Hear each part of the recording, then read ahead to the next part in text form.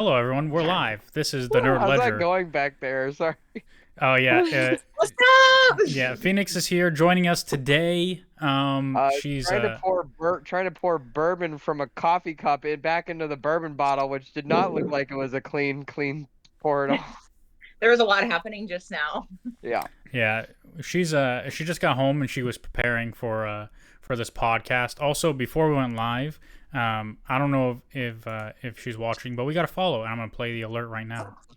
Bop. Luna Liss, thank you for the follow. Woo woo. Does anyone know who that is? Is that a friend? I think it's I think it's a coworker. It's Sedona's. You're really good friends with her, right?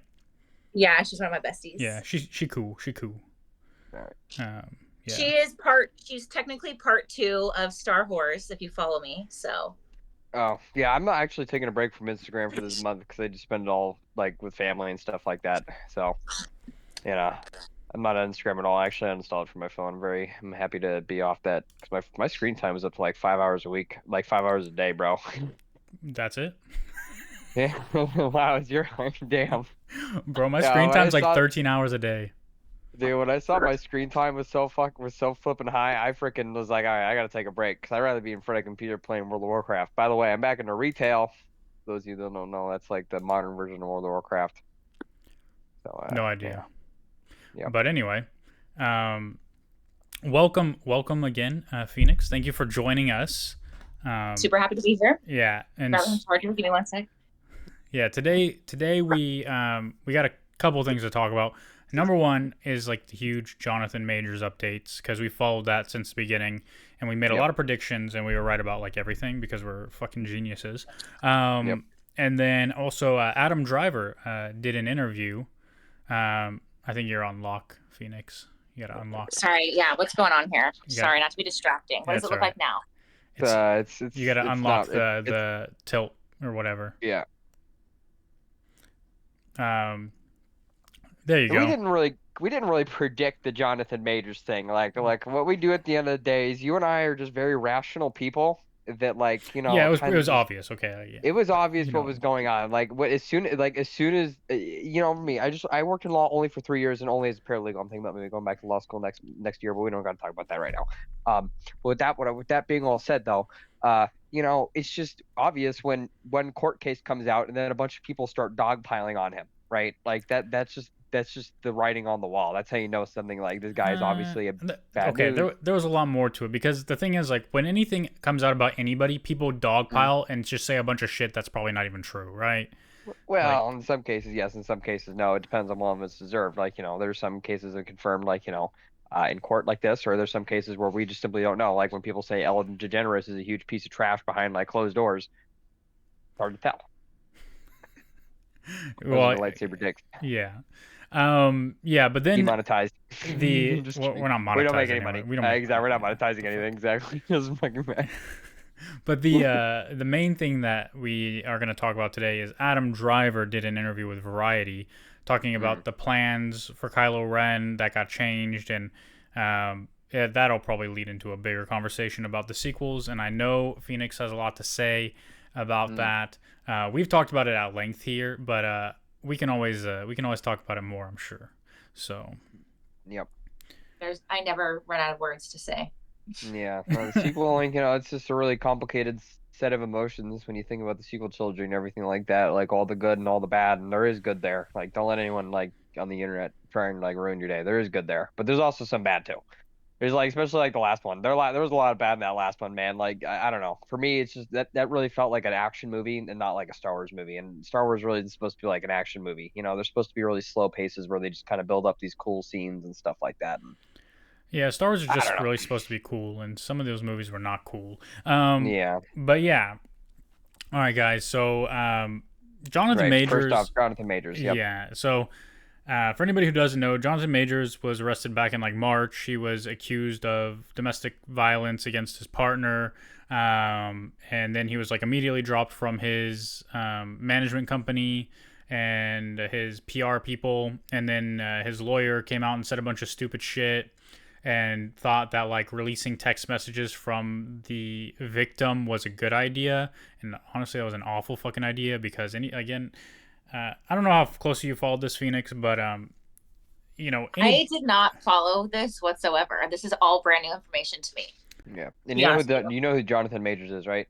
Yes. Okay, good. yeah. Oh well, Just I double guess for checking that people who all don't, the for people who don't know, he played Kang the But Conqueror. he plays supposed to play Kang, and He it's who not just remains. it's not just he played Kang. He's actively playing Kang and had plans to portray him in a future where there was a movie named after Kang, right? Whatever it Yeah, the is, King like the Dynasty, and as far as we know, that movie's still happening. But who yeah. knows? Most likely. So Marvel has dropped him. They fired him. So most likely he'll be recast. Who knows? But like we have variants. We have infinite realities. Anybody can be Kang. So Mm. that's an easy thing for them to do. But yeah, when he got arrested and his attorney came out and like, oh, this is a witch hunt, and he didn't do anything, and people are just mad for nothing. And then they released those text messages where like his girlfriend was like, "Oh, it's not your fault. It's my fault. I made you do it." Classic abuse victim messages that makes him look even more guilty. So I don't know what the fuck she was thinking. But yeah, a couple of days ago he was found guilty on 2 counts.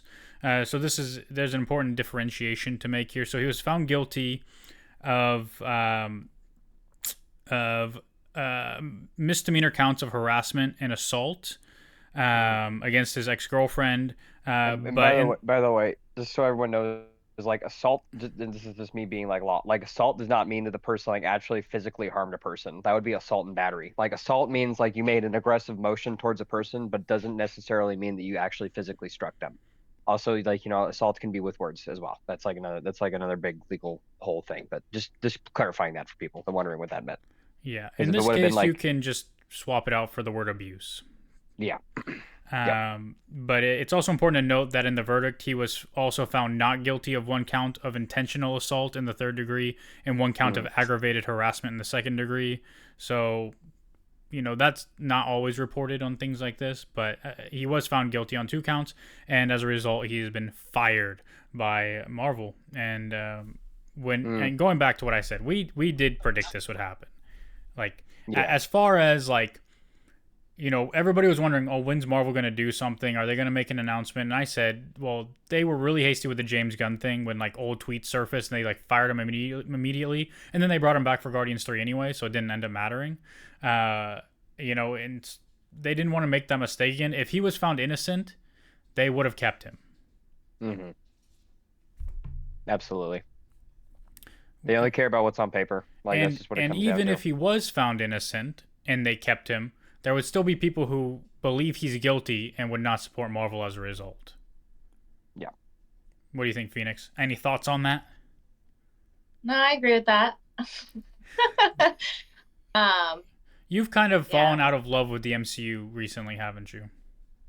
You know what? Yeah, I don't even remember what phase it was, but like Endgame was the finale of the universe for me, to be honest with you. I mean, there's some people that agree with. There are a lot of people that agree with you. I mean, like WandaVision's entertaining. Everyone is like raving about Loki, but okay.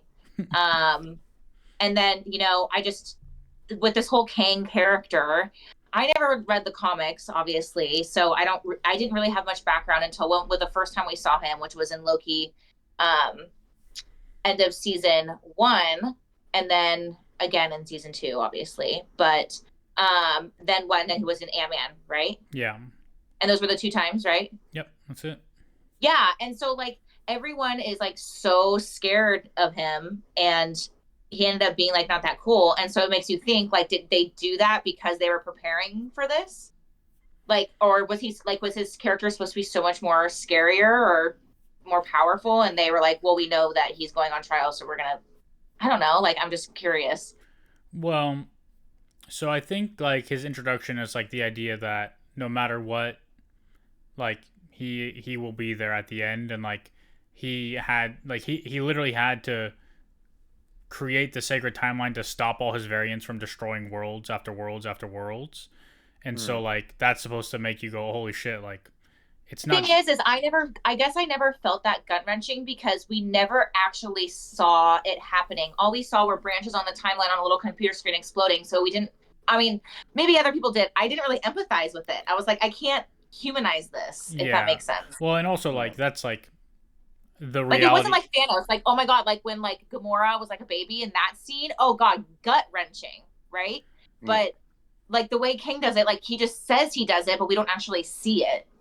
Yeah. Yeah. Did you watch Ant-Man and the Wasp: Quantumania? Did you see the whole like? Yeah, I watched it once, and it wasn't Okay. really memorable. Yeah. Yeah, I think don't know, like I think that made Kang a little intimidating, but I do understand like where you're coming from because you know it's just like in World of Warcraft, like when I quit in the expansion called Shadowlands, it's because they came out of nowhere with this villain called the Jailer, and like, oh, this guy is the real big bag. He's the puppet master that's been pulling all of the strings all the time, and you don't really like. There's nothing. They didn't set that up, you know. They just kind of do it. At least like in Quantumania, like they set it up where, okay, look at all these badass, powerful things that he can do, like, you know, with his badass power. And I did think he looked really good in Quantumania when, like, you know, he put that blue light over his face or whatever. I know. And he Did I black out? What happened? What made him powerful? All I remember in Quantumania, spoilers, can I say that? It's been like over a year. It's been a while, but yeah. So like the mom's really scared of him, and then we end up meeting him, and they're trying to make this machine to get out of the quantum realm, right?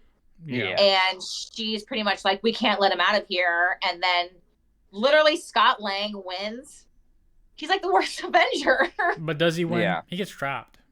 He gets he's just trapped. Oh, like, I don't remember the ending. What happened? He gets trapped in the little disc thing that he traps King in. Or like he gets stuck there. He lives in the quantum realm. Yeah. So that's how it ended. He lives in the quantum realm now? Yeah, he's stuck. And Kang is still there too. Or no, he's dead. That's right. King died, I think, yeah. Yeah, King died. So like his daughter Cassie is like home and everything, and he just lives there by himself. I don't remember that at all. Yeah, because it's kind of like Hank Pym. Cassie's gonna join the Young Avengers eventually. Yep. Because so that reminds me of What If and the end of season 1 with Doctor Strange, right? Yeah, that I don't remember. But yeah, it's been a while since I watched What If. And Killmonger. Anyway, I'm obsessed with What If. I don't want to get too off topic, but I will definitely go and rewatch Quantumania. Yeah. I mean, but it's like the idea that like everything we know about the MCU was essentially it exists because of Kang, or He Who Remains, and like that's supposed to make you go, holy shit, this guy's really powerful. Like one of his variants was like maintaining the timeline, right? Like that's the idea. Is like the only reason there's a sacred timeline is because of Kang, because one of his variants decided to become my brain can't wrap my head around the sacred timeline. Like basically it's like, go ahead. It makes the ending of Loki season 2 more powerful in the way that like He Who Remains was trying to control everything, whereas Loki is giving people the freedom to do as they want. Yeah. And like that's why like the ending works, but like the season was just bad. Yeah, like the whole 2 seasons were bad. I think the ending. I think they always knew what the ending was going to be, but they completely took us off guard. You know how like in season 1 where at the finale he runs and you see all these like Kang structures, and for me I thought that he jumped to like a different timeline and there's a different TVA and a different timeline. Well, and then season 2 you realize instantly that he went back in time. And so for me it's like I never knew where it was every single episode I thought I knew where it was going, and then I was like, wait, no I don't, until the very last episode. Because the episode didn't even know where it was going. Yeah. It felt like they could have done that whole season as like an hour-and-a-half movie. Right. They should have. And like more things should have happened, in my opinion. Yeah, and Cher hates time travel, so. Yeah, no, I started literally like going. I started like I was holding my head during the last few episodes, because the thing with time travel is, it personally, like how I view it is just like it's a really lazy plot device where you're saying that, oh, okay, the writer's saying I can do whatever I want whenever I feel like it. I can go back and fix all of my mistakes. I can write myself into a corner and then I can dig my way out of it no matter what. I just fucking hate time travel. But the way Endgame did it was really cool. I think Loki going back and learning over centuries was like amazing. I don't get off topic. We could have a whole podcast just on Loki. We probably should. I know you guys already did, but yeah, be there. The one thing that was like, it was like cool but also annoying is like when he in the last episode of season 2 where he just like kept going back and like to the same exact point over and over. Bro, it felt like you're like fighting a boss in a video game and you keep dying and respawning. Bro, I had the infinite respawn glitch. It was true. It's like you could pick any other time. Why were you picking that one moment when you knew you only had a couple seconds? Yeah, just go back further.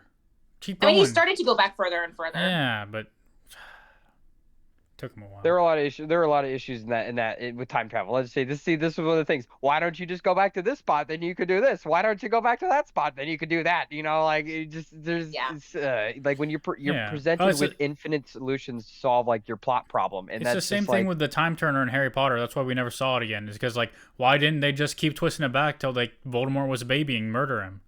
exactly. Right. Why don't we just take baby Thanos and Yeah, Yeah. yeah, and even then they just talked their way out of that. They didn't really address that. Like they're just saying, "Oh, that's not how time travel works," because that's not how we're saying that it works here. You know, it's just I don't know. I hate time travel. Anyway, don't ask me I about. just think it's don't- like a cop out. But yeah, I think it is a cop out. Like the only time don't I ever disagree like with it is you. in Doctor Who, and that's because Doctor Who inherently doesn't make any fucking sense. Like that's the idea. Well, it's just an like, oh, adventure. yeah. Like it's not. It's Yeah. not like it's just a fantasy adventure series. It's not like a sci-fi like The best crazy episode, like. yeah, the best episode is like dinosaurs on a spaceship. Like it was like Matt Smith, Cleopatra, and I forget Bro, another I famous love person. Matt Smith. Yeah, he was with like some lady who's supposed to be Cleopatra, and then some famous like explorer from like the 1800s or something like that, run around on a spaceship in like 2100 that had a bunch of dinosaurs in it because like the future dinosaur people sent it forward in time, and it was a great episode about like inheriting legacy Yeah, and stuff like that. but much like And- Loki, Doctor Who can go anywhere in time and space, and just seems to want to go to Victorian London a lot. And specifically the UK, yes, yep. He always needs to travel with a hot chick, can't travel with an alien. That wouldn't sell very well. No, Anyway, I've Time never travel. seen like of Doctor Who. that's all right. it's all right. It's You're all not right. missing out on much. Very British. I know what That's a what- TARDIS is. Well, there you Yeah. go. Do you know what it You know stands for? someone else's car is a TARDIS. I've seen a lot of those. Yeah, especially in SAC, I would imagine there's a lot of those quirky bumper stickers. Yeah, there's a lot of hobos too. But anyway, So the future of Kang in the MCU, right? he'll either be recast. There was a rumor that John Boyega would be cast as him, and then he came out and said something, and I didn't do my duties. I didn't read the article because I'm pretty sure he just said nobody's talked to me about that. Should I look it up? I mean, you can, but usually that's what happens when actors comment on like rumors. It's to say I'm open to it, but nobody's talked to me about it. So, yeah. John Boyega has no interest in playing Kang. Okay, that's what he said. Yeah. So there you go. I don't blame him too. Like he's kind of probably still really sore with Marvel after and Disney after everything that happened. When they dropped the ball with Finn's character in the sequel trilogy. I think that's one well, of the greatest that is a tragedies of the great entire- transition Yeah, because dude. It really is. John Boyega has said he's probably the only one who said anything like remotely disparaging, but like people misconstrue what he says all the time. Like anytime bro, I know people who hate John Boyega and they're like, bro, he trashed Star Wars and like he's just mad because he wanted to be a Jedi and they didn't make him a Jedi. I'm like, bro, that's in his interview. All he said was they sold him the role, told him what was gonna happen, and then sidelined him for 2 movies. No, those people have never done a lick of research in their Yeah. life. Or they Yeah, just if you literally watch didn't read the if you article. watch any piece of his interviews, like He you would loves know, Star like Wars. yeah, like he's a bigger fan than a lot of people, you know. Yeah. Getting cast was like So- the best day of his life. Yep. Yeah, So I think it's shame. very frustrating because he knew that his lines were just like one of my favorite interviews with him. He was like, "They fly now." He was like, "That was in the Clone Wars." Yeah, and to like the meme, what was it, Ray? Like he's just screaming Ray for episode like this for 8 and 9. He's just running around screaming Ray, like and they're not wrong. I need Where's to find Ray. Ray? I need to get to They Ray. knew each other for like 15 minutes, and he was just like, "Great." Ray, yeah, dude, it was just it was really sad. It So was. it's not only John Boyega being sold a false dream. It was also Daisy Ridley. I mean, she didn't say anything bad, but she had an interview where she was like, "Yeah, nobody knew about my heritage. Like there were." Conversations I'd be connected to a Kenobi, and then we settled on I was going to be nobody, and then during filming for the last movie, they're like, okay, what about your Palpatine's granddaughter? And I was like, oh, sure, that's great. Like, Yeah, so what the fuck are you gonna say? what Like, that's exactly no. what happened. yeah. And Adam Driver is the latest in that line to come out and say things didn't go according to plan. So I'll read you exactly what he said. So the headline is Adam Driver says Kylo Ren's original Star Wars arc got overhauled. He was supposed to be the most committed to the dark side by the end. So Adam Driver revealed on the Rich Eisen show that his arc as Kylo Ren in Star Wars completely changed from its original plan over the course of his 3 films. Kylo Ren was never supposed to soften up and be redeemed as Ben Solo. In fact, the original plan for the character was apparently just the opposite. Kylo Ren was supposed to become more evil during the trilogy, not a conflicted anti-hero. Here's the quote. He said, J.J. Abrams walked me through what he wanted to do with the character, but you had to sign up and be like, I'm gonna do it. And once I did that, I went to London to start for pre-production. And it's like, there's a tiny room down the hall. You can go in there and read the script. And so I was reading it for the first time. I had an overall arc that in mind that J.J. Abrams wanted to do. His idea was that Kylo's journey was the opposite journey of Vader, where Vader starts the most confident and the most committed to the dark side, and then by the last movie, he's the most vulnerable and weak. He wanted to start with the opposite. This character was the most confused and vulnerable, and by the end of the 3 movies, he would be the most committed to the dark side.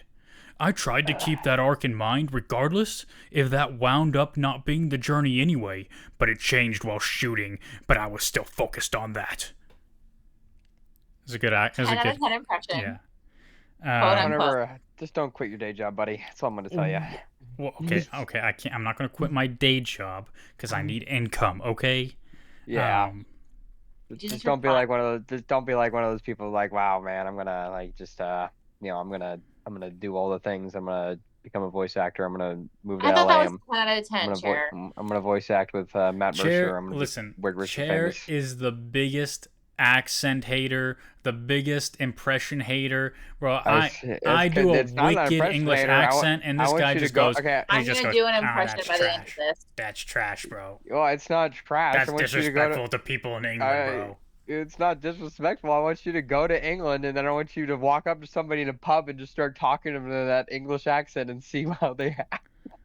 Well, I mean, but that's not really the point of it. And if I did do that, I would fit right in. No problem. Yeah, I wouldn't say that. Anyways, but to react to that, yeah, that was interesting. Sorry.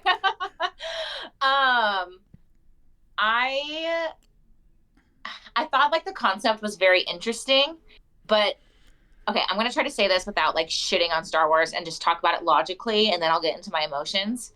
Okay. When to think about it logically and how he's supposed to progress into the dark side, I feel like that Kylo Ren character that we got in the beginning was still very dark and determined. Didn't take off his mask for a long time until he's got Rey in the thing, and he takes his mask off, and everyone in the theater was like, no, sure. You weren't. No. Just me. Just you. Anyway, so I'm just trying to think how much darker you could go. I know because I watched The Force Awakens last night in preparation, and I know there's that one point where he's talking to Vader's melted mask, and he's like, I feel the pull to the light. You got to help me, Mm. I don't know. It just felt very phony to me from the beginning. And I know that Adam Driver is a good actor. I don't think it's the actors at all. I feel like they just got dealt shitty cards. But absolutely. Yeah, I'll read the last thing he said too, just to finish up. So here we go. Oh, gear up. Yeah, he said, the last one. It changed into being, about them and the dyad and things like that, and evolving into Ben Solo. That was never part of it. He was Ben Solo from the beginning, but there was never a version where we'd see Ben Solo when I first signed up for it. So that's all he said. Yeah.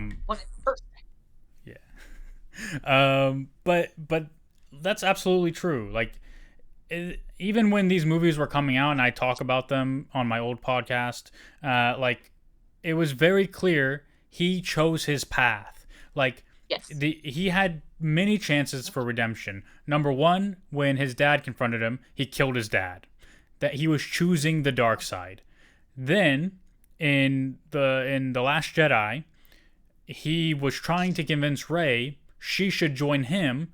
He killed Snoke, said, I'm the supreme leader now, join me. She said no. He said, okay, you have like 100 people left in the resistance. I'm gonna come down to the planet, bomb the fudge out of you guys, hopefully murder all you motherfuckers, because fuck it, I hate you, I'm evil.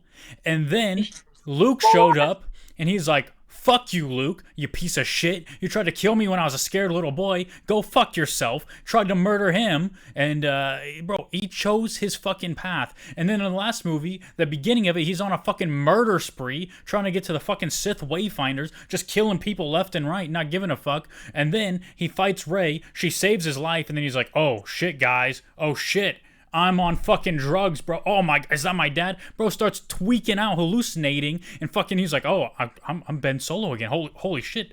I disappointed my mom and my dad so much that they both are dead now. But hey, guys, I'm gonna make up for it. I'm gonna go fight the Knights of Ren. They took my name, but it's all right. And I'm gonna kill those mothersuckers who were useless this whole fucking trilogy, even though we hyped them up. And then I'm gonna die by sacrificing myself to give Rey life, because she is the one. She is the new chosen one, and after I save her, we're gonna make out. Like, bro, come on. That is the sequels, ladies and gentlemen. Again, like that last movie, like the third of the bunch. Like I know a lot of people look at Ryan Johnson's film, but that third one, dude, it was just a travesty. Ryan Johnson's movie tracked well with what was established. Yeah, like it was like, that last movie was just a fucking nightmare, bro. Like I've literally only watched it the one time because I hate to say this, but like I think Rise of Skywalker is my favorite out of the three. If I had to pick one. Why? Only for the very sole reason I hate the Palpatine thing. I hate that they're in love. I don't even know if they are in love. It's that stupid, weird. You don't even see any of that. It's like, why would you? Anyway. Yeah. That's a whole other thing. All of that stuff. Where's the casino? Casino's in Last Jedi, or is it the other way around? Yeah. And that scene is so pointless. That if you watch the movie without that scene, it makes the movie way better. Just fast forward. Just skip that whole sequence with Canto Bight in the casino and the code breaker, and the movie makes way more sense because nothing ever came of that. Like, it didn't accomplish anything. Like, literally, they went there just to get on the ship. Make a list of like 27 things that the movie addressed that never came out of it. When they're sinking in the sand, right, I gotta tell you something. We never find out, but some people think that he was gonna say he's force sensitive, yeah, but here's the deal. Too. But where have we ever, like, okay, so say that happened. Say he did say that. It would make the movie a million times worse. Wouldn't you think? I mean, because you're like, okay, to my point, because one, okay, you have Rey, you've seen this much character development, okay, which is probably the most character development that was in all of the sequels. Besides the tragic transition in the third, and anyway, I forgot what I was saying. Yeah, you're just saying they left a lot of plots unresolved. Yeah, like say he ended up saying he was force sensitive. Where in all three movies we ever saw that he was ever force sensitive? And the fact that you are going to confess that without ever showing it, it feels a little gaslighty to me. Like, people, okay, Luke wasn't told, like, Luke didn't say I'm force sensitive. Obi-Wan told him. Anakin didn't say he was force sensitive. Qui-Gon told him. You know what I mean? Leia didn't say she was force sensitive. Luke told her. I'm just saying, like, you're just gonna come out and be like, I'm force sensitive. Yeah, that's true. Like, people aren't like, oh, I'm gonna be a Jedi because, like, clearly I'm feeling these things. Like, you don't, like, nobody's knows, like, until, like, they're indoctrinated. Ezra didn't say he was force sensitive. Kanan told him. I'm sorry. I can keep going. Yeah. Yeah. And two, and it kind of seems like maybe an inherent part of like, you know, like being a Jedi is like, you know, it's almost like doubting. It's almost like it's a level of self-doubt, you know, like that's the first part of becoming a Jedi is accepting the fact that you have these powers, you know, that you're different, and, you know, having someone else to point that out for you is something that does happen. Like, you know, if someone's gifted in a unique way and you don't really, like, you know. Right. Like, the thing is like, I think he could have been a great Jedi. Like, Stormtrooper turned Jedi would be a really cool arc if they did it right. If they showed that he was force sensitive, I would be super happy with that. For me, it's just I thought he was going to become a really badass lightsaber duelist because in The Force Awakens, him and Kylo Ren, they set up that quick shot, and then they get, then Kylo Ren shits all over him. So I thought they were setting up for like a showdown in the third movie where okay, it's even more Finn's turned embarrassing. into a yeah, go ahead. It's even more embarrassing when you realize Kylo Ren is shit with a lightsaber. Yeah, he's just swinging that thing around. But yeah, well. By the way, if anybody's watching and want to join in, you can type some questions or like share your thoughts. That's okay. We'll read them out. It's okay to have different opinions or to tell us we're wrong or to say, "Wow, you guys are so smart. Holy shit! I hope you guys get rich and successful and get a lot of women and or men." And then we could tell Cher that me and Cage got to quit our day jobs. Yeah. Yeah. There you go. Don't see that happening, but all right. Yeah. I don't plan on doing that. Yeah. If anyone's watching. If anyone's watching, yeah. The corporate brass, man, they're always watching. Careful. Always totally. Watching. Yeah, it's just like this is something like we've kind of hammered home over and over, but like the biggest problem with the sequels is just like there was no solid plan from beginning to end. Like no character had an arc from beginning to end. No story had an arc from beginning to end. Like they just kind of said, we know Star Wars makes money and we want to make more Star Wars movies. We'll do 7, 8, and 9. George Lucas, fuck your idea. We don't give a shit. We're going to do what we want. Hey, J.J. Abrams, want to do a Star Wars movie? No, not really. I don't want to because I love Star Wars and I don't want to ruin it. Star Trek was easy because I don't really care about Star Trek. So, we'll pay you a lot of money. Come do Star Wars. Okay, fine. I'll come do Star Wars. I'll do one movie and then I'm done. Okay, fine. Just plan out that movie. All right. What next? Let's just get this other guy in. Have him do his own thing too. Be on okay, not to like shit, but these people make millions of dollars and I could write a better script. You could write a better script. Cher could write a better script. We could all I'm sorry, I have some we obviously we have ideas.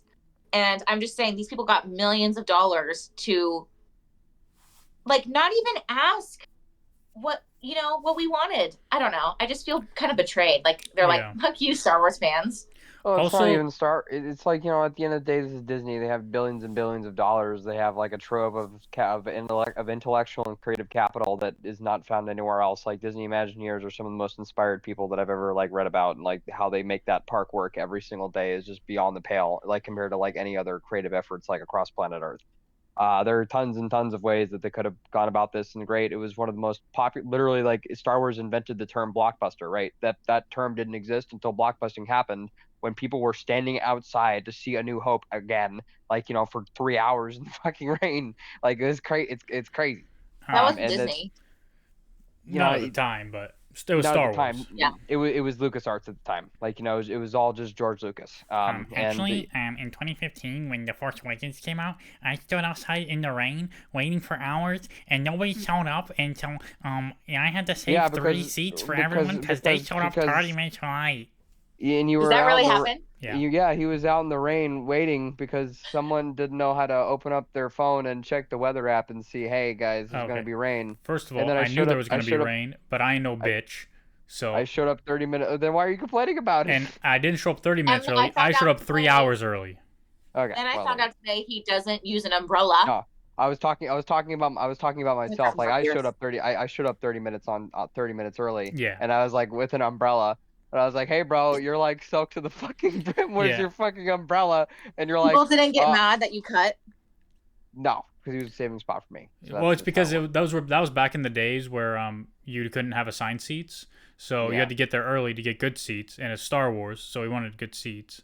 Exactly. Yep. Like if I was tickets are tickets. So if I was in line, I was second in line. And all of a sudden I saw 5 people show up. Oh, I wouldn't be mad because I went to the whole theater. Well, the thing is, you had to pre-buy the ticket. You had to pre-buy the tickets, but the seats were not pre-chosen. Yeah. So he had he had all the tickets in hand, but he didn't have. I guess it's not that big of a deal. I'm just thinking of that Seinfeld episode. Oh no, it was It wasn't Seinfeld. It was New Girl, where they made them all get in the back of the line. But anyway. New Girl. Yeah, and so I waited in the rain for 3 hours, and Cher showed up eventually, and then the other 2 people I was waiting for showed up 5 minutes after like the preview started.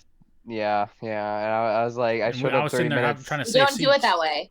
I showed up 30 minutes like before the movie started, and I was like with an umbrella, and like Cage was out there, and he was like So just this. He was such a sad puppy, man. Like, dude, he was fucking soaked to the brim, dude. Like, and I was like, "You don't have an umbrella?"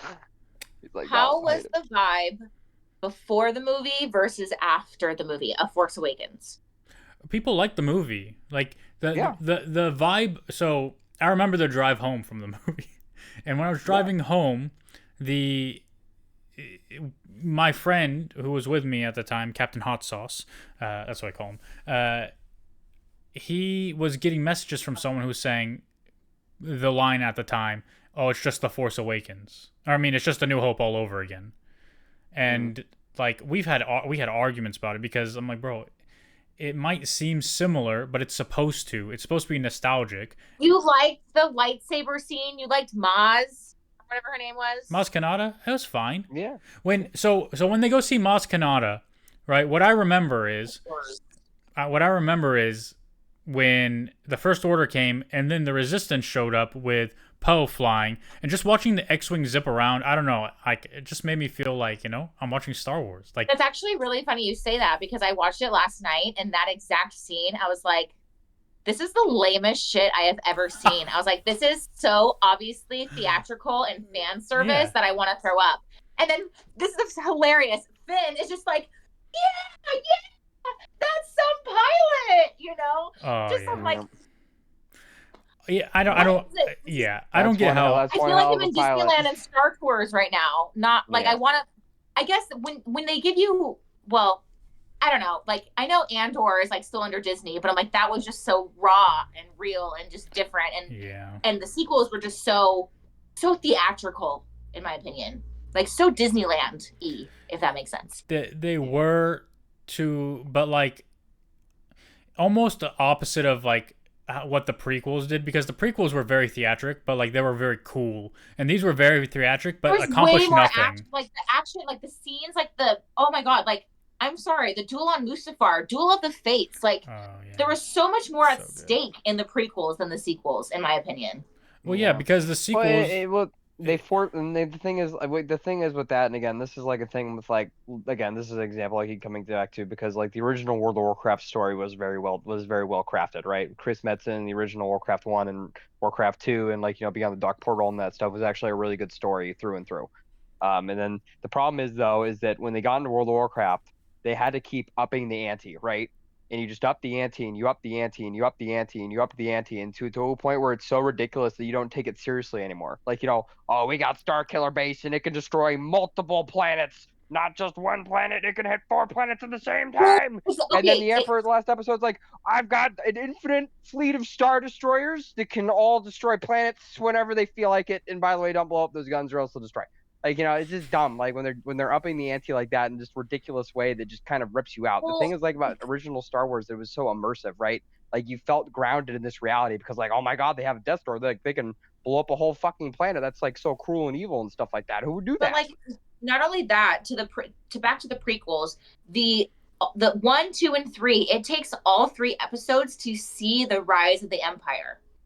You Yeah. get to the Force Awakens, and oh my God, all of a sudden they have this huge army. They have this planet that can destroy multiple planets, and they're just like, "Fuck you, Republic, bye." they And don't then explain any of it. conveniently, like Leia's not Yeah. there, and she's now And part of the like Resistance.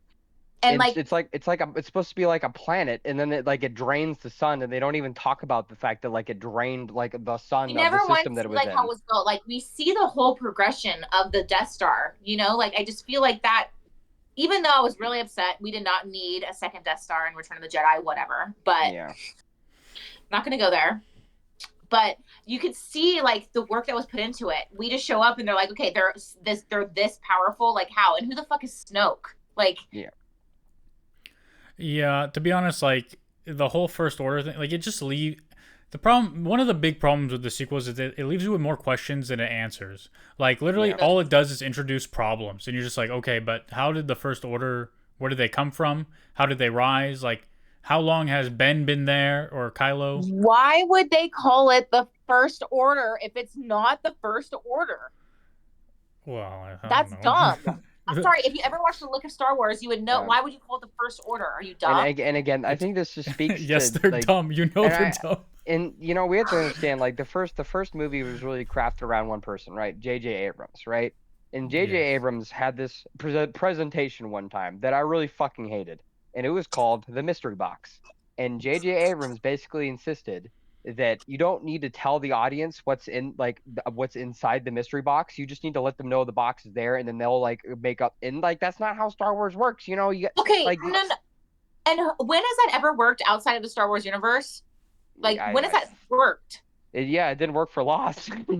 Like that's the problem. This is the problem with like I don't know, like they make like one good movie or like one good show, and then everyone starts gets on the hands and knees, and they just start sucking that dude's dick like there's no tomorrow, like literally trying to suck his eyeballs out through the tip of his penis.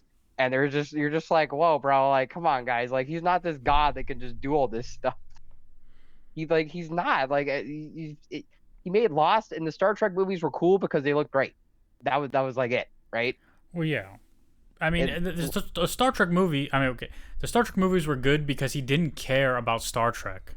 Yeah, and they were fun. Like that's the thing is like they were fun, enjoyable movies. Like, you know, it wasn't like I never saw Star Trek, but wasn't it more like a drama romance? Like I feel like Star Wars is way more action. As someone who's watched an awful lot of Star Trek in his time, because I am the quintessential nerd, there's a lot of romance and stuff like that in Star Trek. Like Star Trek is just really campy and fun. Like but it's also sci-fi. Like Star Wars isn't sci-fi. Star Wars is fantasy. Very heavily science fiction. There's no doubt about Star Wars that, is space wizards. I mean, Star Wars is cool. Like, Yep. Like Space we wizards don't doing care space about the magic. advancement and like civilizations necessarily and whatever. Like we care about like the fantastical elements of it. That's true. And so like, did you ever see like the What If going Marvel against Star Wars? Yeah. Like it was like a fake poster because I follow a lot of like digital artists that redo Star Wars posters, which are really cool. And one of them was like a What If, and it was Iron Man and Vader going against each other. And I'm like, I would pay to see that. Vader would destroy him. Vader would win. Yeah, he would. Just, I know. He would one shot him. He would force crush him in his suit. He would force crush him in that suit, and it would be amazing. Yeah. The one interesting one I saw was the Borg and like a Borg cube versus the Death Star, and that was an interesting one to break down because the Borg. I don't know what the other thing Star is. Trek. The Borg. It's a Borg cube, so it's like a cube. The Borg are like this machine race, and they're actually like they're really scary how they're set up because again they build the Borg up over time as like it's like this a hive boogeyman. mind. Are there bad guys in Star Trek? Yeah, there's tons. Alien races that are evil, like. Yeah.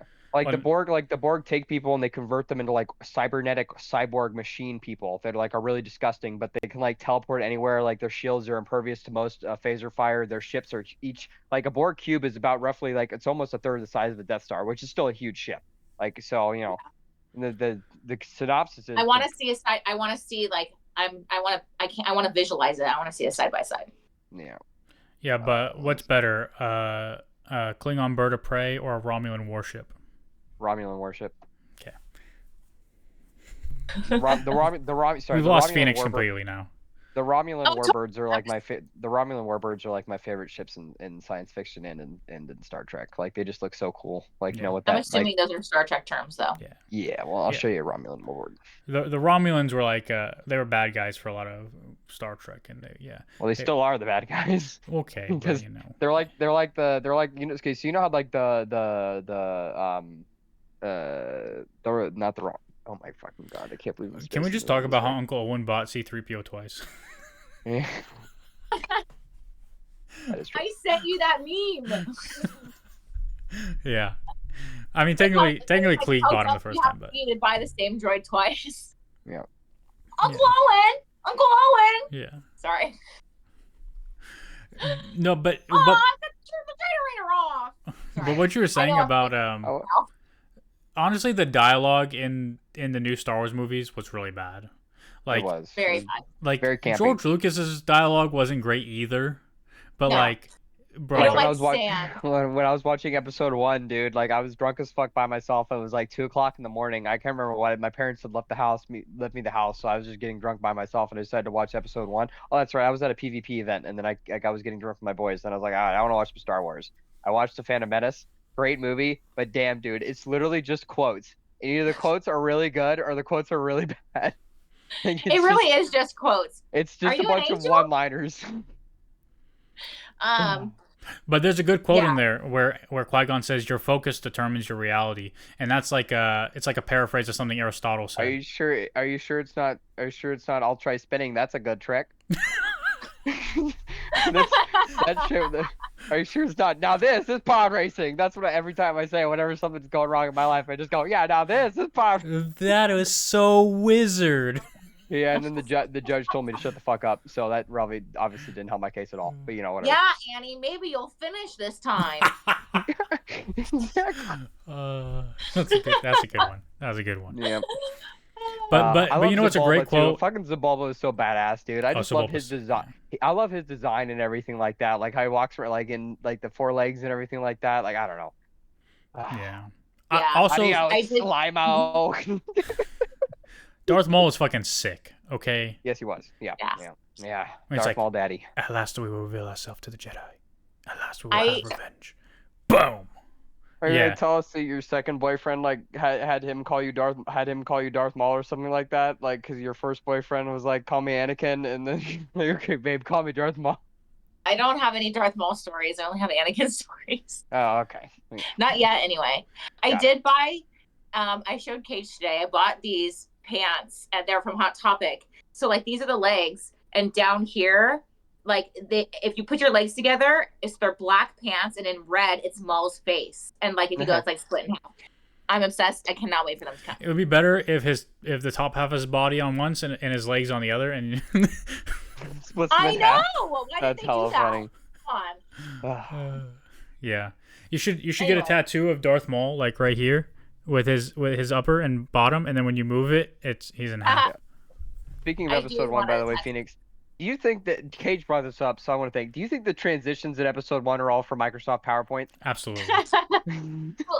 The slide. I mean, there's no one can replicate that. It's not just episode 1. It's the original trilogy too. Bro is out there in Microsoft Paint. I don't know if it's because I was just super drunk, but those transitions, like in episode 1, I was like, damn, dude, like these just like they hurt me physically whenever the transitions happen in episode 1. I was like, what is this? You guys are forgetting. You guys are forgetting the best quote in all of Phantom Menace. Ready? Wipe them out. All of them. Hispanic. Yeah. The ability to speak does not make you intelligent. Quotes. It's all quotes. They were just sitting there speaking quotes to each other. Like, "'Tis a hidden city." Who says that in a normal conversation? Like, Jar Jar isn't that smart to like say something like that. No, I beg you to help us. Oh God, yeah. Sorry, You're not thinking you're better than the Gungans. Misa, come together now. You know. Okay, so you guys, the other day was okay. I'm not gonna get off topic. There's a reason for this. I really wanted to watch Scott Pilgrim, and I couldn't find, or like I know it's on Netflix, but I don't have to log into Netflix right now. And so I found the table read that they did. I think it was like 2020 or something, and I watched it on YouTube. We should do like a table read or like from memory one of these movies. I swear we could do it. Easy. Yeah. Easy. Especially episode 1, because like episode 1 is such a great movie. Like it's so much fun. Like man, dude, I fucking love pod racing so fucking much. I think the reason why Phantom Menace was so good, and the reason why we're talking about the prequels, is because the originals are the originals, right? And you have to compare. I think we're comparing the sequels to the prequels right now, in my opinion, because I don't know. I think the 2000s killed it, even especially like with CGI and stuff. I would rather see the shit that they did in 2000 nowadays than the shit they're doing now. Anyway. With the Phantom Menace, it was so new, right? It had been 20 years since, which is the same for the sequels to the prequels. But we got to see a huge in-depth. We got to see like the Jedi Order as it was. We got to see 2 Jedi. What was the term they used? Padawan. No. Master and Apprentice. When Qui-Gon and Obi-Wan went. Ambassadors, thank you, that's the word. Yeah, like Jedi ambassadors, like keeping the peace. We got to see a whole movie, almost 2 whole movies without any clones, without any war, which was really cool. Like as I said previously in this podcast, that we got to see the full progression over all 3 movies, and I think that's what made us deeply empathize because we got to see the transition. There was no transition in the sequels at all. Well, I don't think like the sequels should be compared against the prequels necessarily. I think you look at what was established in the original trilogy and then you look at what they did, and it's just like, honestly, I don't even judge them for being bad Star Wars movies. They're just bad movies. Like, there's Yeah. nothing redeeming about what they did because at the end of it, nothing really happened. Yeah. And like, This is just my opinion, like, of the matter as a whole. Like, at the end of the day, the original, like, if you're gonna make new Star Wars movies, you need to make something that is at least the same quality or better than what was previously established, right? If you're gonna make new movies, if you're gonna make sequels, right? We're making a new trilogy. That's what they told us. We're making a new trilogy. George Lucas set out the story. He cut that story into 3 parts. We get the original 3 movies. Why couldn't they do that with the sequel trilogy? You know, like, He didn't do that with the originals. yeah, I believe well, that's what George Lucas did. he had No. ideas. If you watch his interviews, he said, he goes, Star Wars was Star Wars. I had no plan for any other movie, but it got such good reviews that he was like, fuck, I got to make a trilogy now. I could have sworn that he had like the scripts all typed up and stuff like that. He had concepts, he had ideas, but Yeah. he never went beyond never that because it would like be the way it was. it's like one of the biggest lies about Star Wars is that George Lucas had from the prequels planned out from the beginning when he started Star Wars. Like, there's no way. That's all a lie. Like what George Lucas did. I've never heard that. Well, I mean, it's like a long urban legend. Like, all you have to do is look at Luke and Leia kissing to know he didn't plan out Star Wars. Exactly. Like, exactly. That was the second movie, not even the first. Yeah, and he like, again, he probably had the idea of, okay, this is where we'll start and this is where we'll end eventually if we get there. But he didn't have all the fine details planned out. He didn't make Luke and say, secret brother of Leia. Like, none of that was there. Like, you know, so. No, and in reality, the sequels kind of pair well with the originals. Yeah, other than the fact that, like, well, they enhance them like a flavor enhancer, right? Like they complement them very well. Like, this is what happened. They just injected a shit ton of Disney into it. I'll put it to you this way: if the sequels were created in a time where social media didn't control narratives, then they would have been better. Because after the Last Jedi, Disney panicked and made them retcon everything they tried to do, which makes everything lose all its value and make no sense by the time the end of Rise of Skywalker happens. Like, if people didn't have that backlash and Solo didn't bomb as a result of it, like, let's be honest, The Rise of Skywalker would have probably been something more in line with the other 2 movies. Rey would have been nobody, as she should be. Palpatine wouldn't have returned for somehow. Finn and Poe may have had good arcs. Returned. I think so. Let's throw this little plot twist. I don't think I wanted to say this in the beginning, but I never did. I don't consider the sequel as part of the Star Wars universe whatsoever, by all means. Zero zilch. That being said, if I were to rewrite it and to make it not so different, or like to not like completely redo the sequels, if I were to keep the plot semi in line, I think it would be really cool to see Rey turning dark and going with Kylo Ren and seeing that. And like, we've never seen, like, I'm sorry, like, I feel like this is kind of like cringe, but like a love Sith thing, like power couple. I'm like, ooh, I would love that. But then at the end of 9, you would be able to open up that bridge to so much more, not necessarily 10, 11, 12, but something else to where you can do a spin-off or somebody else and they end up defeating Kylo and Rey because, you know, good always has to win and things like that. Yeah, the reason we've never seen a Sith power couple is because the Sith can't love. Yeah. I don't know. Darth Vader will always love Padme. I'm sorry. He was literally Darth Vader going to her grave. He killed her. He murdered her in anger and love spite. and hate are a very thin line. Yeah, but it's not hate. It's like that's like the problem is like it's passion, right? And like that passion drove him to obsession and murder, as more or less, right? And you brought him to kill me. Yeah. Yeah, and then after she died, like, sure, maybe he loves her still, but like, he doesn't show it. All he does is just get angry and keep murdering people. But in the Yeah. comics, he literally goes and like mourns her a lot. Yeah, but I agree. Like, I Yeah, think that talking about like EU Star Wars, like in the comics and the video games and stuff like that, and then talking about the movies follow, I think, a stricter rule set than I think that like video games or comics do. You know, But like the where rule of two, I don't know. And then wouldn't it be amazing if because of the rule of two they love each other but end up killing the other because that's just like essential of what happens in a Sith life? You know, ma- like the apprentice killing the master. Maybe that's just like an erotic novel I need to write. there you go. yeah. I mean, because even Knife. Darth Bane's apprentice was a woman, but like, well, she was a girl, and then he raised her, and but Yeah. It's different. yeah, that's like a father-daughter thing. Yeah. But Asajj and That's Dooku like, didn't love each other, you know? yeah, but yeah, it wasn't like that at all. I just think too, like in the Star Wars, like in the movies portray the Sith and Jedi, I think, in a much more classic dichotomy of good versus evil, is what I think what it comes down to.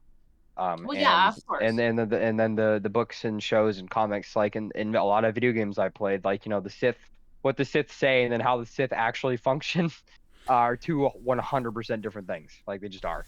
Did you ever read the I think it was an EU story about Palpatine essentially like being a good guy, and like from his perspective he was doing everything he could to like stop the Republic from destroying itself and everyone else. Like there was like No. this whole like concept of like Palpatine from his point of view was like actually trying to save everything. It doesn't really work when you then turn around and blow up planets, but but I Well, mean, no, the thing is that would never work because of his just natural demeanor. Like he's just a cruel person. yeah, Like, not to get too off topic, the battle, or I guess the fight between him and Maul and Savage, that's probably like one of my favorite scenes in Star Wars ever. It's amazing. yeah. Definitely just a true loves to torture people just for fun, for sure. Well, yeah. I mean, even watching the original trilogies, you get it. Like, bro, he's just trying to torture Luke for like Oh god, not joining him, you know. So, Mhm. but it is weird because I think that so many people have different ideas about Star Wars from all these external Star Wars things, but like in reality, like even though George Lucas did eventually come up with the rule of two, like he didn't have that initially because like if Luke would have It came turned from the evil, book. Well, it came from the books in the 90s, no, well, right? no.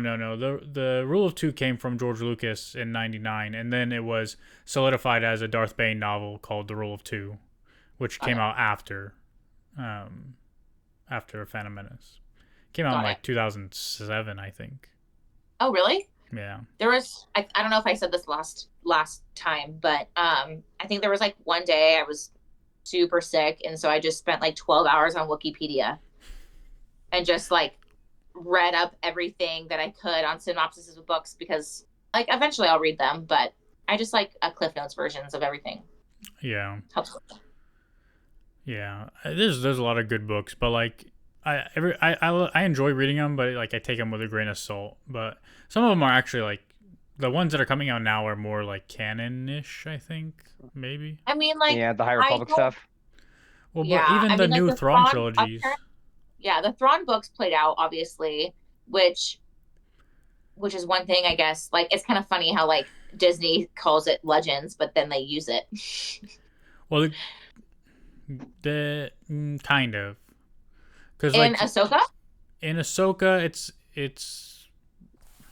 it's not like so.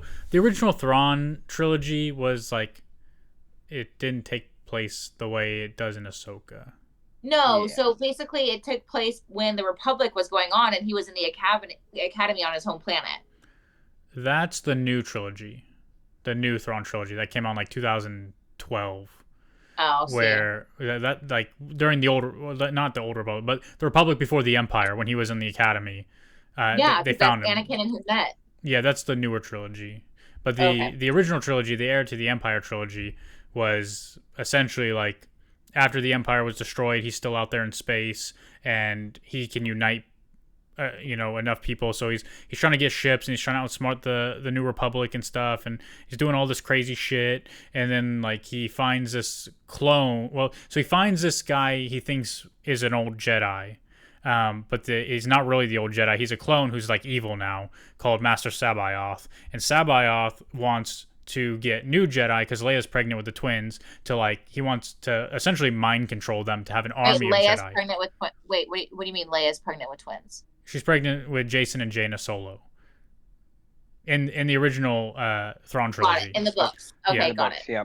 Yeah, and so Thrawn promises this dark clone of an old Jedi Master, like, oh, I'll get you Leia and her twins that are going to be Jedi, and Luke as well. And so, like, to get him to work with him, because the idea is the only reason the Empire succeeded is because Palpatine and Vader were strong with the Force, and, like, they won battles not because they were smarter and stronger, but because Palpatine could reach out through the Force to connect with everybody in his army and do, like, essentially control them.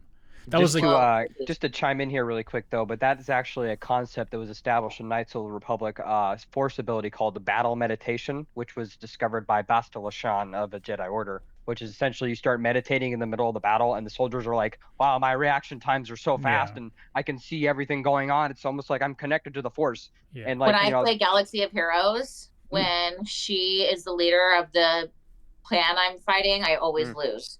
No, well, I don't know. Maybe she's not battle meditating hard enough, but she does follow. No, I said I always lose when I'm fighting against her. Oh, yeah, she's great. I love Bastila. She's awesome. Yeah.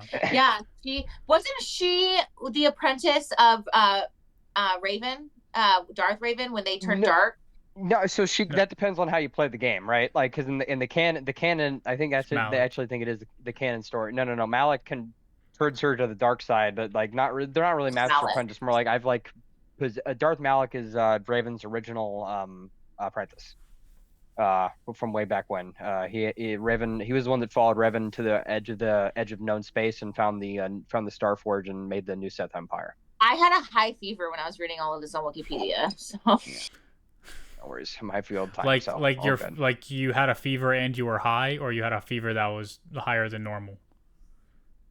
Up to interpretation, I guess. All right. You're like, my brain was boiling, so. Yeah. Anyway. But yeah, essentially, Heir to the Empire is Luke and Leia's era, and there's a lot of crazy shit happening. And and wasn't Mara Jade in there? Mara Jade, yeah. But you can't be you can't take that as canon because, bro, the Jedi were so powerful in like the EU, like it's crazy. Like motherfucker Sabayoth is a clone of a Jedi. He's on a planet hundreds of thousands of light years away, and he's literally fighting battles through like Star Destroyers, like while he's on this planet, like connecting through the Force. He wasn't even in the same region. Yeah, not even in the same region. That's a little too much. Yeah. Well, and too, like even the EU Luke towards the end of the game, like towards the end of the books, like he had Force lightning just rolling off of him, like he could like Force smite anybody anywhere in the galaxy, like instantly obliterate them. It was crazy, like the stuff Luke could do towards the end of the books. Like he was literally a living god. That's like how he was described. Like he almost turned evil too. Yeah, he was close. Fighting the Yuzid Vong or whatever, right? Or isn't that what happened? And like Jason Solo does turn evil, and I believe he kills Ben Skywalker. Something like that. The books are crazy. You know, there's over 100 of them. So, you know. Yeah. There's over 100. Yeah, I would imagine if we had all the Star Wars books, like. Why do you think then though they used the term Star Killer base, because that was obviously an established name in the Star Wars universe? Because to some people, they're Disney and they want to profit off of everything possible. Because it sounded cool. Like, it had nothing to do with Star Killer. Yeah. But it had to deal with killing stars. Yeah.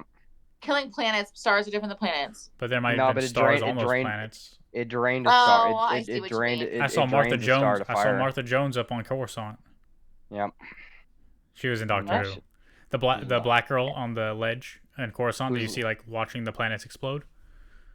Oh yeah. What about her? The actress plays Martha Jones in Doctor Who. Got it. See, everything's connecting today. Yeah. yeah, I found that pretty annoying. I don't know. Guys, if you haven't got it by now, we're not fans of the sequels. Yeah. I actually, to be honest, I enjoy them. Like if I'm just chilling and watching them, if I'm not thinking about anything, I can enjoy them. But the second I start to like try to bring logic into those movies, I just lose my mind because there's nothing logical about how they progress. So Like I wish we could have like a play by play so I could like pull up like scenes and be like and just talk shit about it because well, it's very easy. it's pretty easy to do. Like, but I don't know. Like even like the Force Awakens, like I don't hate it. Like I don't hate how it started. I think star maps are stupid still, but so my whole thing about that is like, okay, well, I guess we'll jump to Rise of Skywalker. When they call wayfinders, like, or when they call holocrons wayfinders, yeah. Yeah. I'm sorry, what? Like, I'm sorry, what? And then and in the Force Awakens, when that lightsaber is just randomly okay, so technically the last time we see it is in Empire Strikes Back when his arm gets cut off and you have no idea where it goes. And next thing you know, some alien has it in Cantina that Han Solo goes directly to. And but Han knows her, so he probably knew she had it. So he probably has something to do with it. So you're telling me in the original trilogy, Han's like, yeah, I don't believe in that wumbo jumbo, the Force stuff.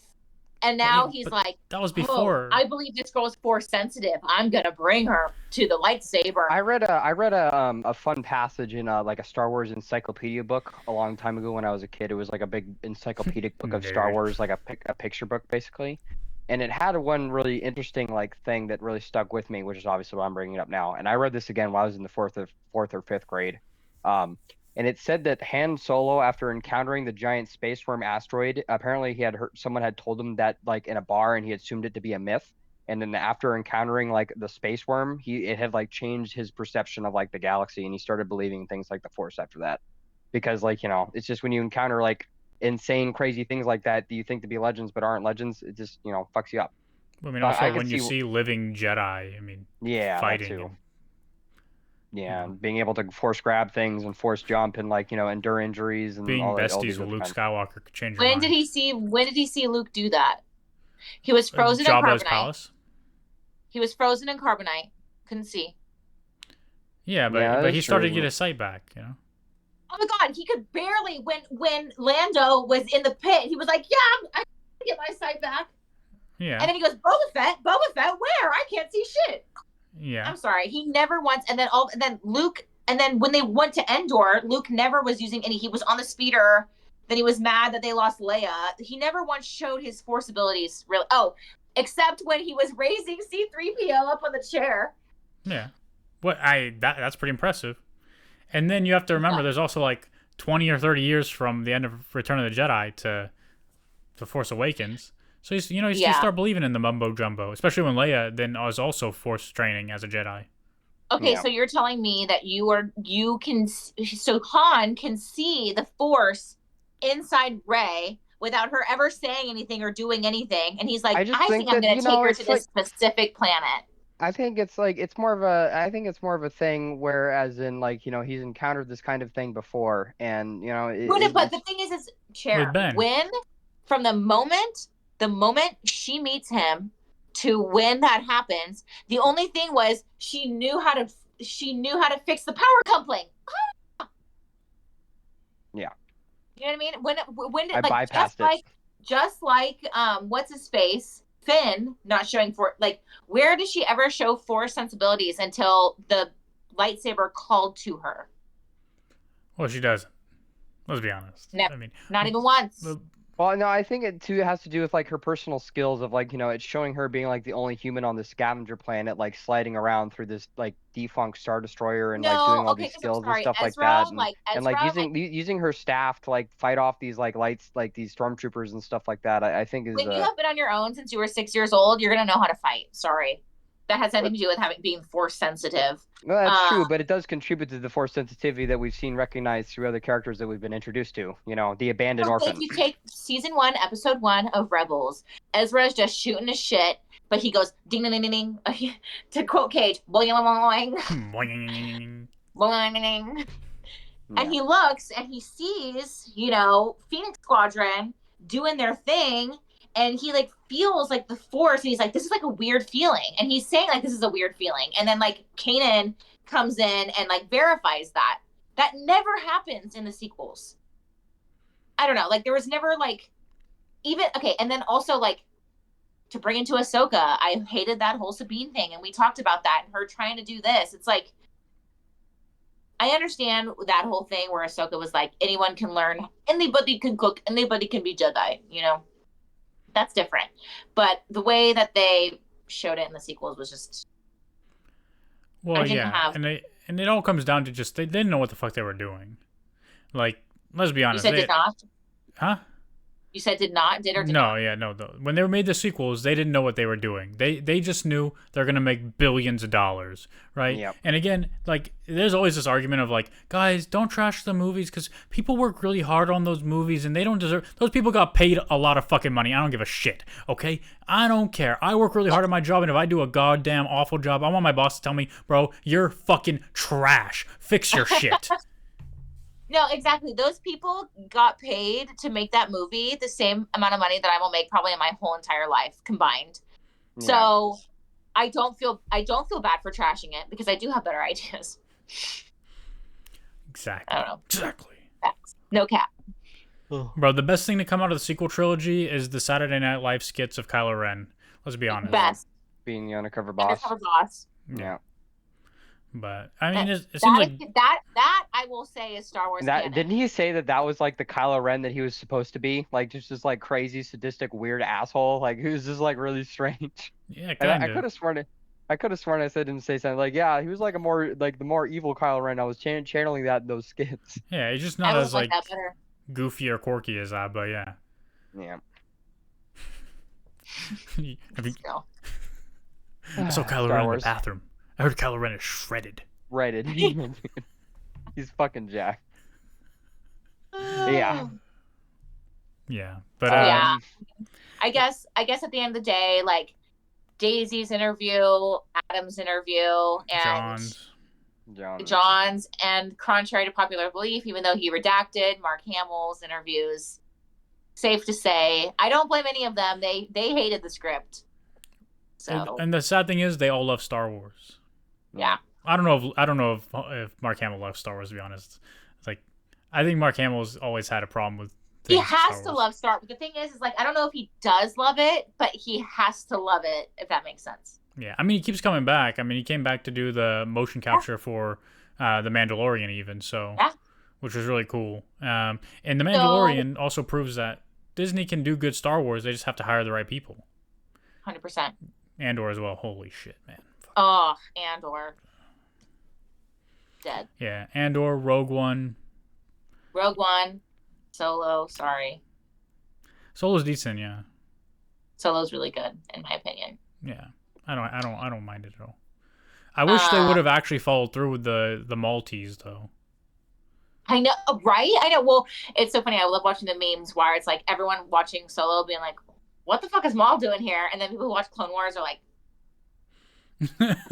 We know, bro. We know. We know exactly because we know the arc. There's even like it. We know the specific arc that's in. Yeah. So, so good.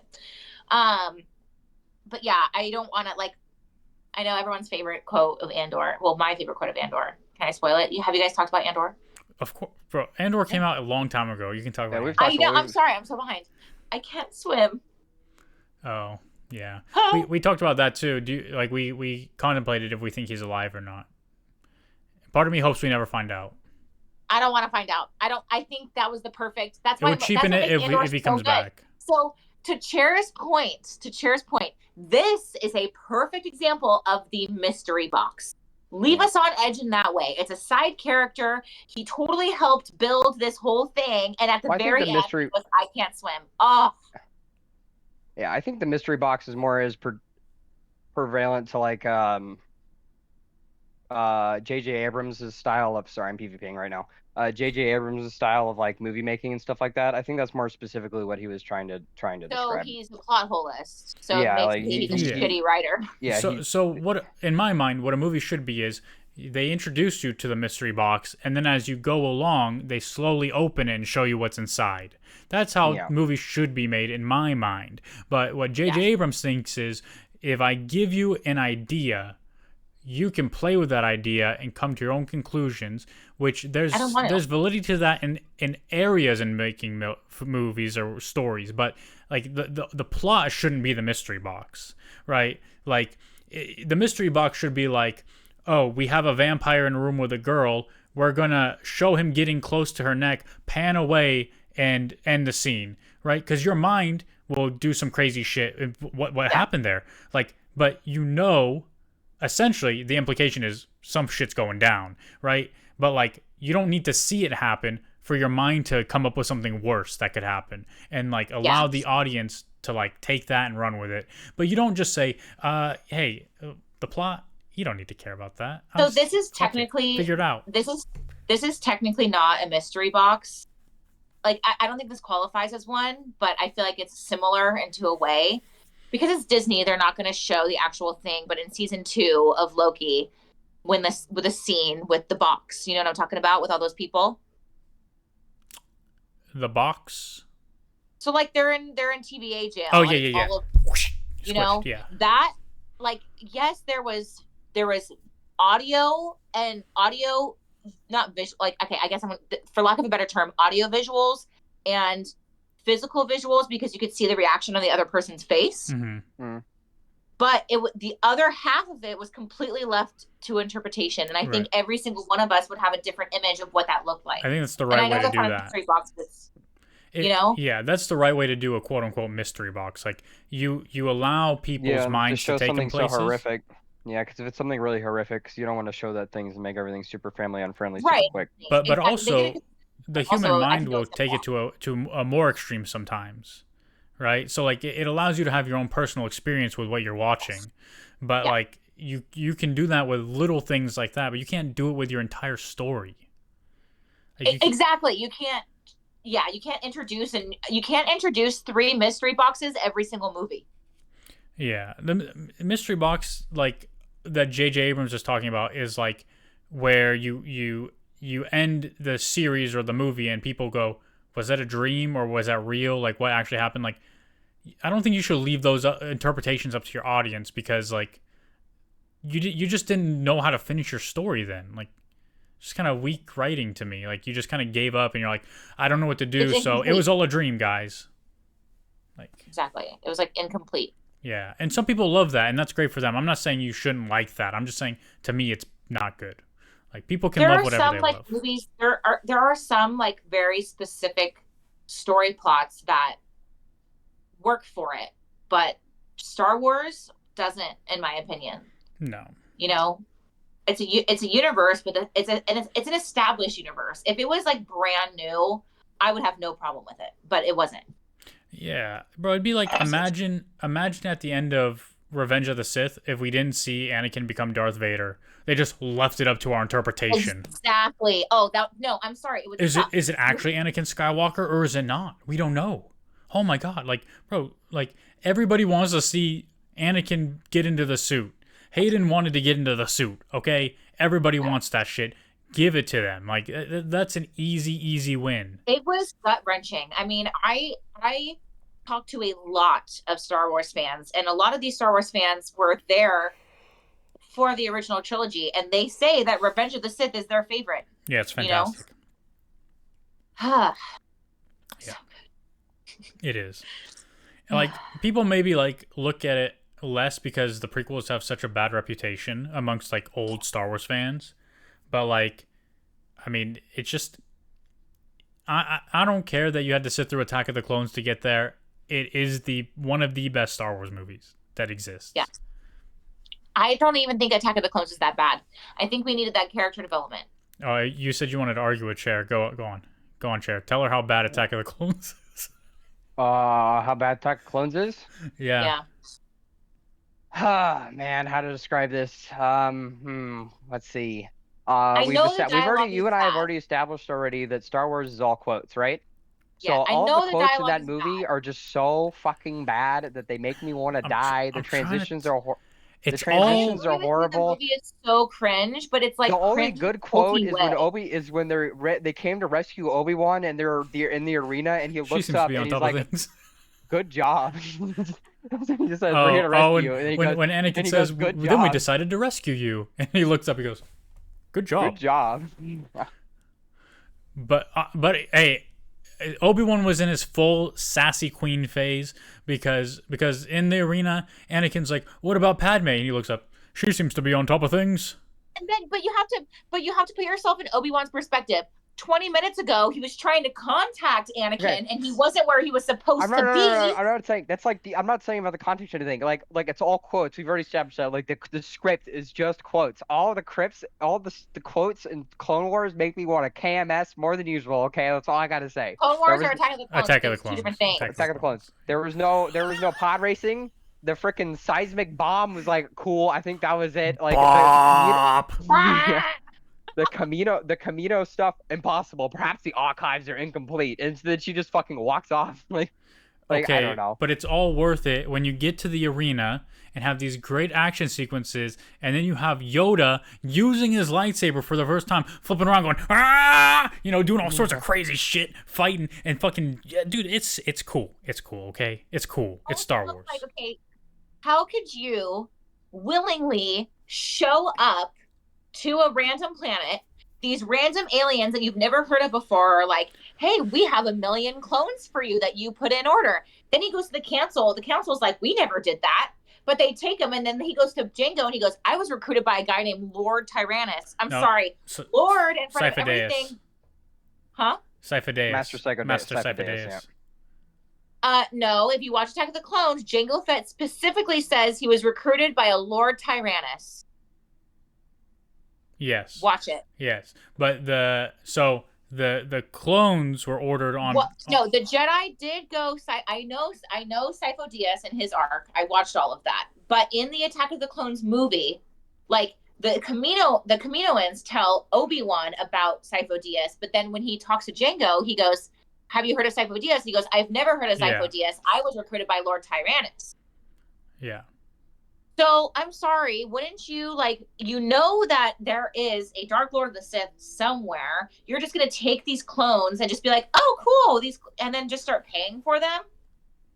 Like, and then how did the Jedi Council sell this to Palpatine if they believe Palpatine was a good guy and Palpatine was like, yeah, that sounds great. Well, I mean, Jar Jar's the one who did it. Let's be honest. Misa grants emergency powers to the Supreme Chancellor. Yeah, exactly. It's Jar Jar Binks' fault, but the Jedi were then like, "Hey, let's go pick up the clones and go to Geonosis and fight a war." So no, yeah, Yoda is literally like, I'll just go to Camino and I'll just grab them and it'll be fine. Yeah, to Camino to these cloners. Yeah, but I like at the end, Yoda's quotes at the end of that movie are great. They're great. What part? Which end? When he's talking to Obi-Wan and you're overlooking like the clones coming out and shit. And what does he say? I don't remember exactly. He says, "The shroud of the Sith has fallen." You know what I'm talking about? Yeah. Begun the Clone War has. Yeah. Well, it's so funny because he had that in Phantom Menace too. Always two there are, no more, no less. Yeah. And then Mace comes in and goes, yes, but which one was this one? The master or the apprentice? Exactly. Anyway, then Yoda drops and Yoda's that. like, bruh, that's Qui-Gon. He's on fire. But they're talking about the person that killed him. Yeah. So. Anyway. Yeah, I don't know. I still hate that movie. There's just something that fills me with anger every time I watch it. Like, it's just how janky it is. It feels so janky, especially when they go to Naboo. What I movie? just Attack of the Clones? Attack of the Clones. Oh. Listen, okay. Just skip any scene with Padme and Anakin, and the movie is pretty good. I am such a simp for Padme and Anakin. The fact they get married afterwards, I'm Her sorry. wedding I dress love is it. the least appealing dress she's ever worn, by the way. Makes her tits look I great, hate though. the hat thing. I hate it. I hate it. The little bonnet, motherfucker. Okay, so like not to be creepy at all, but I've considered to kind of like if I ever have a wedding to slightly kind of mimic it. But I was like, you know what sucks is like I would never wear that hat thing on my wedding. It's so ugly. No. I wish she looked better, and I would kind of Bro, like. she has so many good headpieces. They couldn't come up with something better than that. Well, the thing is you also have to think it was kind of like I kind of get it because it was kind of like a secret wedding. You know, she wasn't trying to be flauntish. Sure, but that suit for her and then the black peacock suit are the worst ones. Why do people think that was the black one's the best one? Why do people hate that one? Because you can't see her hair. Oh my god! You know what's so funny is I just watched a reel where they did like a rating of all of her outfits, Really? and when they came to that one, they were like literally traumatizing. Well, I don't think it's that bad. I think it's fine. It's just like one of her worst, you know? Like it's not one of her best looks. She slays. She does. One of her best looks is actually when Anakin is after he has the dream about his mom and he's standing outside, you know, like this, and she comes out. The pearls. Yeah, and she has like her nightgown kind of thing. But I'm like, that nightgown looks so uncomfortable. Yeah, but she looked good in it. I'm like, her hair is like out to here. I'm like, your hair is not that curly. Yeah, I think there's one thing we can all agree with is that all the outfits makes Natalie Portman's tits look amazing in that movie. Just fantastic, beyond the pale. My So brother, you know, I think that's. I promise you, I was not looking at no titties. Okay. To be honest, I'm a titties gal. I never saw the titties. Only the black outfit when she's talking to Anakin. Her push-up bustiers. You never saw any of those corsets or anything she was wearing. When, you never. I'm a senator. You have like that, you're leading down a where? Yeah. No, not you're leading down. You're going down a path I can't follow. That's the wrong. No, that's the wrong movie. It's where no, if you follow your words to actions, something. What does she? She says like. If you follow your words, it's when they're talking about like you feel it too, right? In Attack of the Clones. Yeah, I know what you're talking about. When they're in that room, I don't know. I have to rewatch it. Yeah. Anyway. Yeah. To wrap this all up, pay me $5 a year and I'll rewrite better Star Wars. But hey, I'll do it. Listen, when you learn how much you're worth, you stop giving out discounts. Motherfucker, you're worth more than $5 a year, okay? Thank you, Christian. Or Cage. How?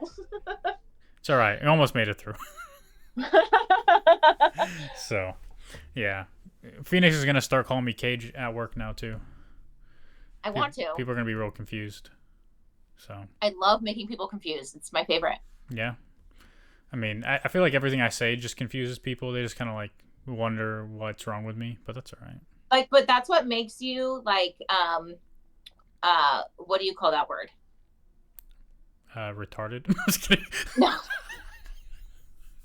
No, like, eclectic's the wrong word, but it's like, you know, it's like a word for a person that like you never know what you're gonna get. Spontaneous. No. It's not epiphany. It's like a word that's kind of sounds like eclectic is a pretty good word for that. Yeah, I think you are. Yeah.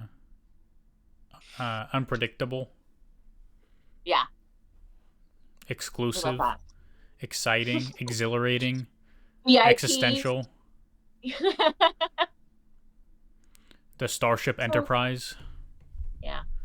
Starkiller Base, you know. Yeah. Any final thoughts? Anything you want to say? I don't know. Like, if we really like, I would love to shred this apart movie by movie. Like, I've always wanted to do my research to where like I watch the movie and then like I write down quotes that I can specifically like talk about. I don't know. I'd like to get into it. Maybe we can form a calendar. Sorry, I'm a Virgo. I love. When you follow your thoughts to a natural conclusion. Is that what she said? Yeah, exactly. Like I want to.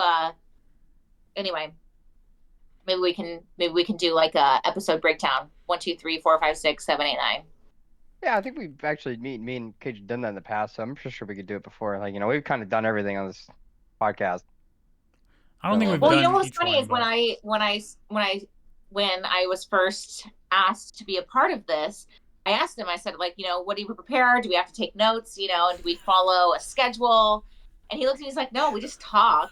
And I was like, what? I'm like, there's not like a timeline. Like, I don't have copious notes to go off of. Like, this, the Virgo in me is freaking out. So Yeah, but it's easy because like the thing about this stuff is like we have everything in here already, right? And so yeah. like it takes very little for like I could say something and your mind will just automatically have thoughts, right? So like it's easy. You just talk. Like it's like if we're talking about Star Wars, I'm like smoke weed and I have a short-term memory and I want to remember certain quotes and stuff. yeah, but there's never a point where you're like, "Oh, I have nothing to say," right? Like there's always Oh no, something to no. say. Like Yeah. so something I tell people like when they're starting to podcast is like if you want to plan stuff out, that's great. Like do your own thing, but like if you do a format like this, if it's hard for people, like just have a notepad so like you can take notes, you don't lose your train of thought, and like you can Yeah. always go back to what you wanted to talk about. So you know what? Next time you have me on here, I will keep a notebook because that happens to me a lot, as you've seen in this episode, where I literally lose my train of thought in the middle of me talking. And maybe sometimes Cage or Chair has something to say, and I want to say something, and I write it down so I don't forget.